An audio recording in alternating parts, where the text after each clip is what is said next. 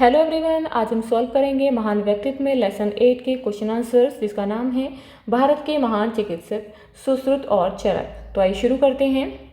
तो यहाँ पर सबसे पहले है निम्नलिखित प्रश्नों के उत्तर दीजिए। प्रश्न है, सुश्रुत ने पीड़ित यात्री की किस प्रकार चिकित्सा की? तो इसका आंसर होगा, सुश्रुत ने पीड़ित यात्री को साफ कमरे में ले जाकर मुंह धुलवाया और नशीली औषधि दी। उन्होंने नाक की माप ली, चाकू चिमटी को गर्म किया और गाल से मांस काटा। फिर नाक में नालिकाएं डालकर गाल का मांस व औषधियाँ नाक पर लगाई। चंदन का बुरादा और हल्दी का रस लगाया और पट्टी बांधी। इस प्रकार उन्होंने नाक की सफल शल्य चिकित्सा की। अब यहाँ पर प्रश्न 2 है, सुश्रुत किस प्रकार की शल्य चिकित्सा में दक्ष थे? तो यहाँ पर आंसर होगा, सुश्रुत हड्डी जोड़ने, पथरी निकालने, मोतियाबिंद जैसी बीमारियों की शल्य चिकित्सा में दक्ष थे। अब यहाँ पर प्रश्न है, सुश्रुत ने अपने शिष्यों से क्या कहा? तो सुश्रुत ने अपने शिष्यों से कहा, अच्छा वैद्य वही है जो सिद्धांत और अभ्यास दोनों में पारंगत हो।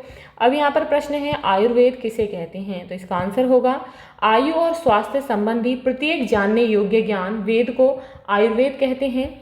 चरक ने आनुवांशिकी के संबंध में क्या मान्यता दी थी? तो इसका आंसर होगा, चरक ने माना कि बच्चे में आनुवांशिक दोष माता पिता की किसी कमी के कारण नहीं होते, बल्कि शुक्राणु या अंडाणु की विकृति के कारण होते हैं। अब यहाँ पर प्रश्न है, सुश्रुत और चरक ने किन ग्रंथों की रचना की?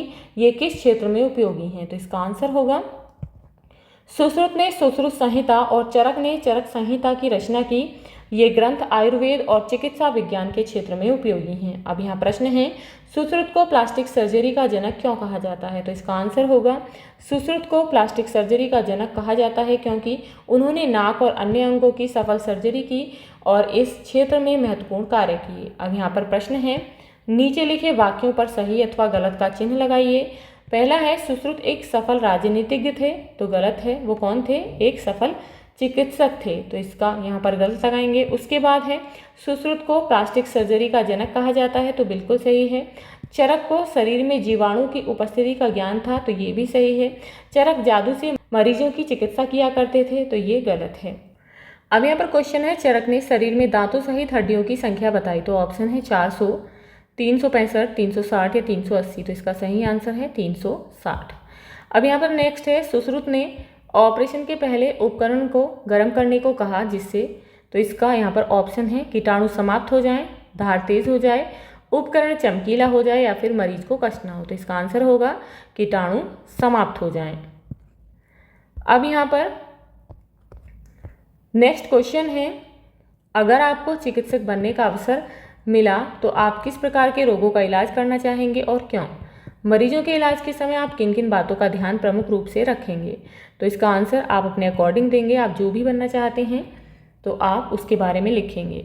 जैसे कि आप इस तरीके से लिख सकते हैं, अगर मुझे चिकित्सक बनने का अवसर मिला तो मैं गरीब और गंभीर रोगों से पीड़ित लोगों का इलाज करना चाहूँगा, जैसे कि कैंसर, हृदय रोग और असाध्य बीमारियाँ, क्योंकि इन रोगों का इलाज महंगा होता है और बहुत से लोग इलाज न मिलने के कारण पीड़ा झेलते हैं। मैं चाहता हूँ कि हर व्यक्ति को बिना भेदभाव के सही और सुलभ चिकित्सा मिले।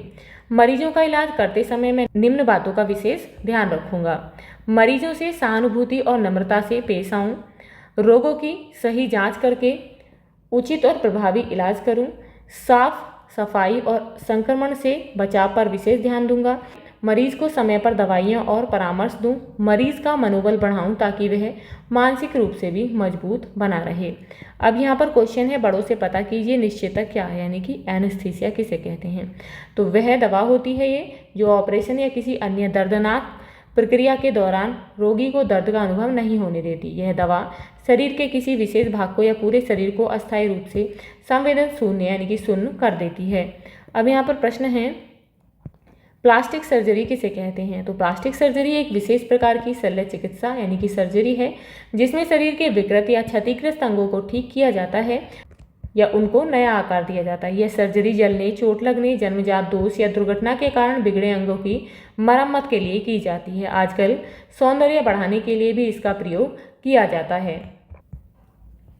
अब यहाँ पर प्रश्न है, अपने गुरुजी या माता पिता अथवा बड़े भाई बहन के साथ नज़दीकी प्राथमिक स्वास्थ्य केंद्र पर जाइए और पता कीजिए कि चिकित्सक किस प्रकार शल्य क्रिया करते हैं। अपने अनुभवों को भी लिखिए। तो यहाँ पर आप इस तरीके से लिख सकते हैं। उदाहरण के रूप में है, मैं अपने माता पिता के साथ पास के प्राथमिक स्वास्थ्य केंद्र गया या गई। वहाँ हमने एक चिकित्सक से शल्य क्रिया यानी कि सर्जरी के बारे में जानकारी ली। उन्होंने बताया कि शल्य क्रिया एक ऐसी प्रक्रिया है जिसमें शरीर के किसी अंग को काटकर, जोड़कर या ठीक करके रोग का इलाज किया जाता है। अब यहाँ पर शल्य क्रिया की क्या प्रक्रिया होती है? तो सबसे पहले रोगी की पूरी जांच की जाती है कि वह ऑपरेशन के लिए उपयुक्त है या नहीं। फिर उसे निश्चेतक यानी कि एनेस्थीसिया दिया जाता है ताकि उसे दर्द का अनुभव ना हो। डॉक्टर और उनकी टीम पूरी तरह साफ सुथरे कपड़े पहनते हैं और ऑपरेशन स्थल को कीटाणु रहित किया जाता है। विशेष औजारों से सर्जरी की जाती है। अंत में ऑपरेशन वाले स्थान पर पट्टी बांध दी जाती है और दवाइयाँ दी जाती हैं। अब इसका क्या अनुभव रहा ये आपको बताना है। मुझे यह देखकर बहुत अच्छा लगा कि डॉक्टर बहुत मेहनत और सावधानी से मरीजों की देखभाल करते हैं। मैंने महसूस किया कि शल्य क्रिया करना बहुत ही जिम्मेदारी का काम होता है, जिसमें न केवल तकनीकी ज्ञान की आवश्यकता होती है बल्कि धैर्य, संवेदना और स्वच्छता का भी विशेष ध्यान रखना पड़ता है। यह अनुभव मेरे लिए ज्ञानवर्धक और प्रेरणादायक रहा।